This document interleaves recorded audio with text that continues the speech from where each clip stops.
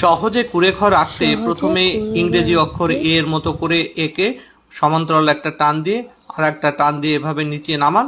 এরপরে দুটো লাইন যোগ করে দিলে হয়ে গেল কুঁড়েঘরের চালা। এরপরে নিচে এভাবে লাইন দিয়ে নিচে নামিয়ে এরপরে অন্য পাশে আর একটা লাইন দিয়ে সেখানে যোগ করে দিন।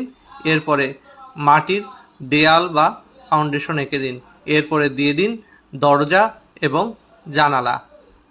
এরপরে বাড়ির সামনে একটা ঘর এভাবে এঁকে দিন, উপরে একটা ভি, এরপরে একটু নামিয়ে আর একটা ভির মতো করে কতগুলো ডাল দিয়ে গাছের গুঁড়িটাকে নামিয়ে আনুন। নিচে এঁকে দিন কতগুলো ঘাস। ঘাস এঁকে দেওয়ার পরে গাছের উপরে কতগুলো পাতার গ্রুপ এভাবে দিয়ে দিতে হবে। মাঝখানে এরকম আর একটু দিয়ে দিলে হয়ে গেল গাছ। পিছনে একটা লাইন দিয়ে দূরের গ্রাম, সেখানে দুটো লাইন দিয়ে তাল গাছ এবং আকাশে সূর্য এঁকে দিলেই হয়ে গেল সিনারি।